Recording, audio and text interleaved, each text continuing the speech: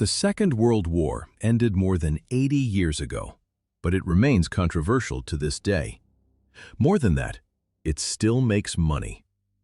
A watch once owned by Hitler sold for more than $1 million. Can you believe it? And that is not all. Some items sell for far more, things you would never imagine even exist. So stay with me.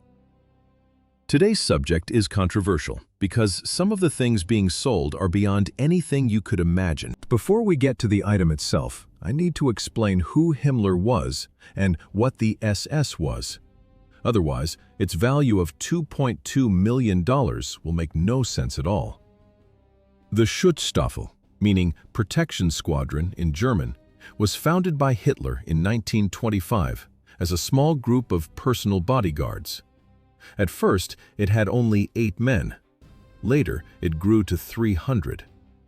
But in January 1929, when the organization had just 280 members and was close to being dissolved, Hitler appointed a new commander, a short man with round glasses and the manner of an accountant who barely looked like a soldier.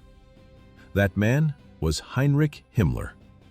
And then, everything changed. Himmler had a vision that went far beyond protecting Hitler.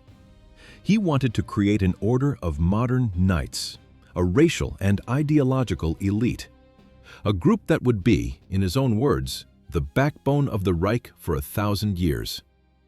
He selected candidates according to absurd criteria: height, physical appearance, family background, racial purity.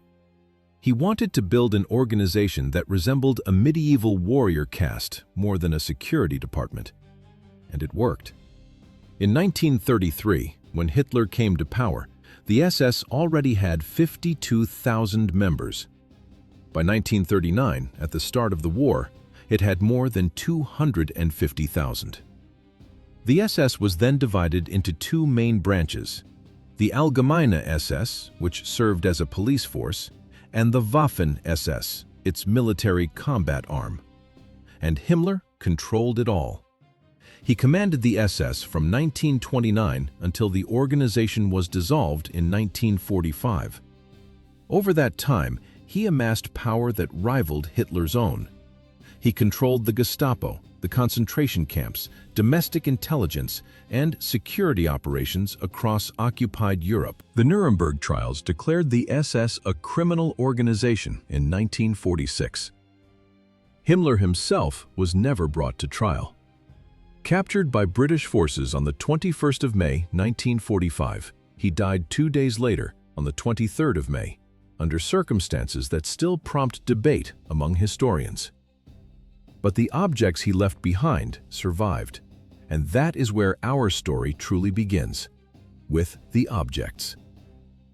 A market the world tries to ignore. There is a market that very few people know about, yet it generates tens of millions of dollars every year. The market for Second World War militaria. Auction houses such as Hermann Historica in Germany and Alexander Historical Auctions in the United States regularly sell historical items from the conflict. And objects connected to Nazism, specifically to the inner circle of Third Reich leaders, are consistently the most valuable. Why? 3 main reasons. Rarity. At the end of the war, evidence was destroyed on a massive scale. Uniforms were burned. Documents were destroyed. What remains is only a tiny fraction. Provenance. In the world of collectors, an object's history is worth as much as the object itself. Knowing that an item belonged to a specific leader with documentation to prove it can multiply its value by 10, 20, or 100 times. And historical weight.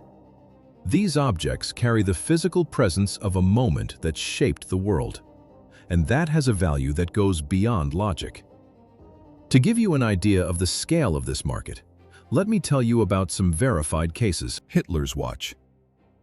At an auction held by Alexander Historical Auctions in the United States, a gold watch believed to have belonged to Hitler himself went under the hammer.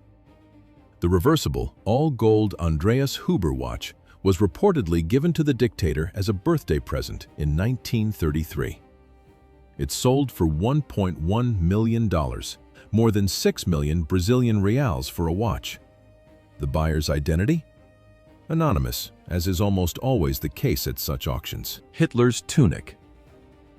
In 2016, Hermann Historica, a German auction house specializing in militaria, held a sale that prompted immediate protests from Jewish organizations across Europe. Among the lots was the field gray tunic Hitler wore during the French campaign in 1940. It had been made especially for him in May of that year. The buyer was a man from Argentina who arrived at the auction wearing a cap and dark glasses, refused to give his name, and paid $312,000 for the garment. He also bought Hitler's trousers, the X-rays taken after the assassination attempt on Hitler in 1944, and Hermann Göring's brass box, which he used to conceal the cyanide capsule he took on the night before his scheduled execution in Nuremberg. In all, the anonymous buyer spent $676,000 at the auction. During the bidding, he used the identification number 888, immediately arousing suspicion among anti-fascist groups, as the number is associated with a neo-Nazi code. Göring's Mein Kampf. In November 2019, Hermann Historica once again sparked an international scandal. Among the lots was a silver-bound copy of Mein Kampf, Hitler's autobiography and anti-Semitic manifesto, with a Nazi eagle engraved on the cover. The copy had belonged to Hermann Göring, head of the Luftwaffe. The Central Council of Jews in Germany filed a legal action in an attempt to stop the auction. The German government's commissioner for anti-Semitism publicly stated that Nazi crimes were being trivialized. The auction went ahead regardless. Mein Kampf sold for €130,000. But the Lebanese businessman Abdallah Shatila spent around €600,000 in total at the auction, including on Hitler's hat, cigar box, and typewriter. He donated everything to Israeli organizations, declaring that he did not want these objects to fall into the wrong hands. It was a gesture that divided opinion, but one the entire world noticed. Victor Lutz's pistol. Victor Lutze was the head of the SA, the Nazi paramilitary organization that preceded the SS. In 2012, his personal pistol, a Walther PP engraved with his monogram, went up for auction at Rock Island Auction Company in the United States. The final price was $241,500 for a pistol that no one outside the specialist market had ever heard of. And before I continue, I need to say something. Every one of these cases sparked protests. Every one raised the same question. Is this historical preservation or the glorification of horror? We'll come back to that question later. But first, I need to tell you about the object that eclipsed all the others, the most expensive SS item ever sold in recorded auction history. Before we go on, make sure you're following along and enjoying the content so far. Leave a comment saying, "I want more stories." It only takes a moment, and it helps our video reach more people. Your comment may even be pinned to show that you were here. All right? The inevitable controversy. Before we get to the main object, let me be honest with you about something. This market divides opinion in a way few things in the world can. On one side, organizations such as the Simon Wiesenthal Center and the United States Holocaust Memorial Museum argue that turning Nazi objects into commodities trivializes what they represent. They say every auction of this kind is an open wound in the memory of the victims, that these objects belong in museums, contextualized as instruments of terror rather than circulating among private collectors for astronomical sums. And it is hard not to understand that argument, isn't it? On the other side, historians and museum directors make this argument. These objects have to exist somewhere. If you destroy every piece of physical evidence from a historical period, you make denial easier. A Himmler tunic in an exhibition says more about what the Third Reich was than 1,000 pages in a textbook. There is also a third group in this story, one that almost no one mentions: descendants of Holocaust survivors who buy these items specifically to take them to museums or destroy them, just as the Lebanese businessmen I mentioned earlier did. And there is one detail that makes the debate even more complicated. In several European countries, including Germany itself, publicly displaying Nazi symbols is a crime. The swastika, the SS runes, symbols banned by law. But buying and selling objects bearing those symbols? Legal. It is a contradiction no one has managed to resolve to this day. Now, with all that in mind, let us finally turn to the item that broke every record, the most expensive item. Let us return to that group of 8 American soldiers at the Gmünd Villa in May 1945. They belonged to the 1st Battalion of the 141st Infantry Regiment, 36th Infantry Division of Texas. It was the 4th of May, 1945. The war in Europe was drawing to a close. It would officially end on the 8th of May. The soldiers were searching the homes of Nazi leaders around Lake Tegernsee, south of Munich. When they entered Heinrich Himmler's villa, a property he had bought in 1934, renovated entirely with public money and lavishly furnished, they found it empty. Margaret, Heinrich Himmler's wife, and their daughter had fled to northern Italy days earlier. They had left behind an astonishing number of personal belongings. Soon afterward, another American contingent arrived, the 22nd Infantry Regiment of the 4th Infantry Division. Among this second group was a soldier who could never have imagined what he was about to do. His name was Paul Davis, 1st Sergeant of Company E, 22nd Infantry Regiment. Like every American soldier at the time, Davis searched Heinrich Himmler's villa for war souvenirs, and he found them. A photograph that survives to this day shows Davis outside the villa wearing a remarkable item: a white SS summer tunic. On its left shoulder was a green band. In his left hand, he held what researchers later identified as Himmler's personal parade helmet. Davis brought everything home when he was discharged from the United States Army in February 1946 at Fort McPherson, Georgia. He then kept the items for decades. Only on the 1st of June 1982 did Paul Davis sell the entire lot to a collector. The transaction was documented in a handwritten receipt on Heinrich Himmler's personal stationery, the paper Davis had taken from the villa along with everything else. The receipt listed the items: stationery, photographs, a sash of the Order of Saints Maurice and Lazarus, and the grand prize, the white summer tunic. But what exactly is this tunic? It is a garment that combines refinement and horror in a way that is difficult to describe. It was made from white doeskin wool, a lightweight fabric used in SS summer uniforms between April and September. This particular model was introduced in 1937 and discontinued in 1940 for reasons of wartime economy. It was designed to be elegant and easy to wash. But this was no ordinary summer uniform. It was the summer uniform of the Reichsführer SS, the Supreme Commander of the SS.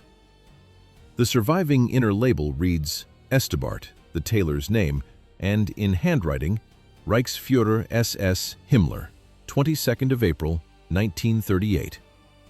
It was tailor-made for Himmler in 1938, when the concentration camps had already been operating for 5 years. The garment's details are extraordinary to anyone who understands militaria. On the collar, Himmler's exclusive Henk insignia, black velvet with oak leaf embroidery in silver aluminum thread. A symbol found on no other SS uniform. Only the Reichsführer wore it. On the right sleeve, a chevron awarded only to members of the SS and Nazi Party who had joined before January 1933, the Alte Kämpfer, the Old Fighters. The red swastika armband has hand-applied black rayon edging. Permanently fastened into the buttonhole of the right pocket is the ribbon of the Blood Order, the Nazi Party's most exclusive award. It was granted only to those who took part in the Beer Hall Putsch in 1923, Hitler's failed attempt to seize power by force in Munich. Himmler was there that November day in 1923. This permanently sewn ribbon is physical proof. It is the only authenticated Himmler tunic to have survived the war. The only one. The new owner. After Davis sold the lot in 1982, the items changed hands once more and ended up with the United States' largest collector of Third Reich memorabilia, Dave Dielich. For Dielich, the tunic was the crown jewel of his collection. It appeared in reference books on militaria. Specialists examined it. Its authenticity was repeatedly confirmed over the decades. After Dielich's death, Hermann Historica auctioned his collection in 2023 and 2024. When the hammer fell on the tunic lot, it brought $2.2 million, more than 12 million reais. For a garment stored in a village on the shore of a Bavarian lake for nearly 4 years of war. An American sergeant, 26 years old, packed it into his suitcase alongside official letterhead and an Italian armband. It remained somewhere in the United States for nearly 40 years before being sold for the first time. And today, it has vanished once again into a private collection. Unlike Himmler's parade helmet, which Corporal Raymond Diker, another soldier from the same regiment, took home to New York and whose son later donated it to the Museum of Jewish Heritage in New York, where anyone can see it, the tunic is not in any museum. It has no known public location. It simply vanished into the private market. And for many historians, that is the most disturbing part of the entire story. That's it. A white wool tunic tailored in 1938 for the man who oversaw the extermination of millions of people. Found by an American sergeant in an abandoned village in May 1945. Kept for decades, then sold for $2,200,000, the most expensive SS item ever sold. What do you think? Should an object like this be in a public museum where anyone can see it and understand what it represents? Or should the private market be free to trade historical items like this? Leave your opinion in the comments. It is a discussion worth having. If you enjoyed the video, leave a like, subscribe, and turn on notifications. Every week, we take a deep dive into stories like this. Thank you for joining us. See you in the next video. Bye.